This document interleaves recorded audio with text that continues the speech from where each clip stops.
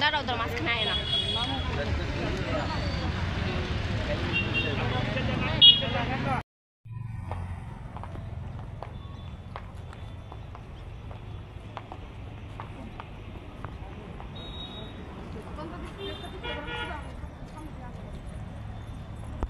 আজকে 16ই আগস্ট 2024 আমরা এই রুরাল ডিস্ট্রিক্টের উদ্যোগে আমরা সবাই এখানে মহিলা মোর্চার তরফ থেকে আমরা এখানে একত্রিত হয়েছি এবং আমরা একটা সাইলেন্ট একটা র্যালি করেছি, যেটা in protest of speak up for victim of RJ কর হসপিটাল। যেটা আমরা এই অগস্ট মাসেরই 9 তারিখ আমরা দেখেছি একটা মর্মান্তিক ঘটনা। একটা মহিলা post graduate second year student medical কলেজের আরজি কর হাসপাতালে ওকে মানে খুব নৃশংসভাবে ওই মেয়েটিকে ব্রুটালি রেপ করা হয়েছে এবং তারপর তাকে মার্ডার করা হয়েছে। এবং যেই মার্ডারটা হয়েছে সেটা মর্মান্তিক একটা মার্ডার, সেটা কোনোভাবেই মানে পুরো ভারতবর্ষ ব্যাপী যে আন্দোলন একদম মানে মহিলাদের তরফ থেকে, শিক্ষিত সমাজের থেকে এবং প্রত্যেকটা সোসাইটির প্রত্যেকটা জায়গা থেকে যে একটা প্রোটেস্ট একটা শুরু হয়েছে, আমরা আগামী দিনে দেখতে পারবো 17-18 মোটামুটি মনে হচ্ছে যে সম্ভবত সব হসপিটালসদের যারা ডক্টরসরা আছে অল ওভার ইন্ডিয়া ওরও একটা প্রোটেস্ট একটা করতে চাইছে।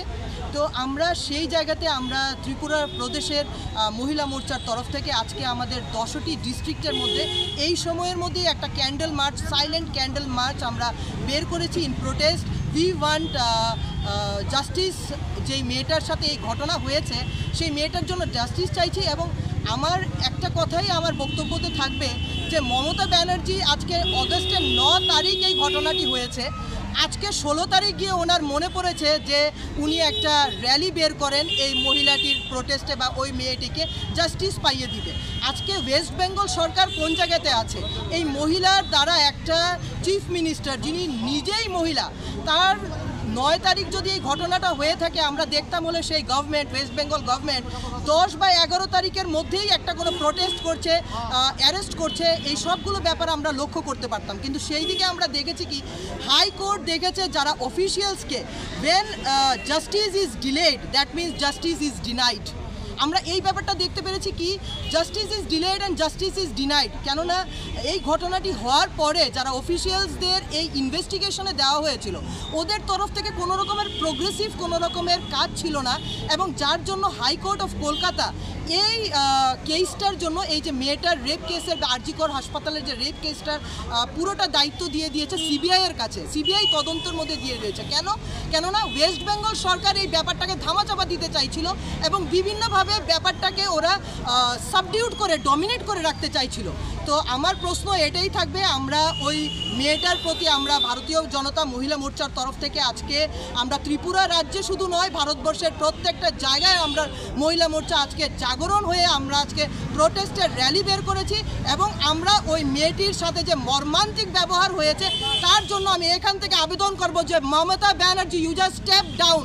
আমরা আপনার স্টেপ ডাউন চাইছি, কেননা যেই জায়গাতে মহিলাদের কোনো কদর নেই, সন্দেশখালীর ঘটনার থেকে শুরু করে প্রত্যেকটা জায়গাতে আমরা দেখছি যে বর্বরচারিত একটা পদক্ষেপ মমতা ব্যানার্জির তরফ থেকে বারবার, এবং উনি সেই জায়গাতে কোনোরকম আজকে আমরা কোন সোসাইটিতে আছি?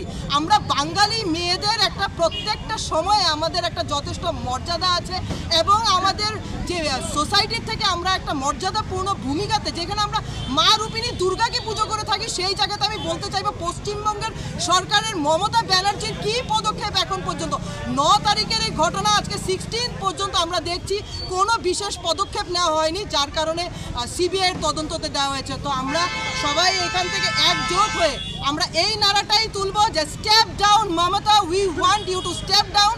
কেননা মহিলাদের যদি আপনি সুরক্ষিত না করতে পারেন, একটা ডক্টরের মতো একটা মেয়ে যে প্রফেশনে ছিল সে আরজি কর হাসপাতালে সে তার মানে শ্রম দেওয়ার জন্য সেখানে ডিউটি করছে, ওই মেয়েটাই যদি সুরক্ষিত না থাকে একটা হসপিটালের মধ্যে, এত সুন্দর একটা অর্গানাইজেশন, আমরা আর.জি. কর হাসপাতাল সবাই জানি যে একটা স্বনামধন্য হাসপাতাল, সেই জায়গাতে এরকম একটা বর্বরচিত, তাহলে আমরা কোথায় সুরক্ষিত পশ্চিমবঙ্গে? তাই আমাদের এটাই আবেদন থাকবে যে যতক্ষণ পর্যন্ত মেয়েটাকে জাস্টিস না দেওয়া হয়, যতক্ষণ পর্যন্ত মেয়েটার ফ্যামিলির প্রতি জাস্টিস না পাইয়ে দিতে হয়, এবং আমরা এটার জন্য বিশাল পদক্ষেপ আমরা চাইছি যে মহিলা মোর্চা ভারতীয় জনতা পার্টির ত্রিপুরা প্রদেশ থেকে আমাদের এটাই দাবি এবং আবেদন থাকবে যে Mamata Banerjee, you look into your state, you look after the women, they are not at all safe, they are insecure in your state, so we want your step down from this particular place, we want your step down.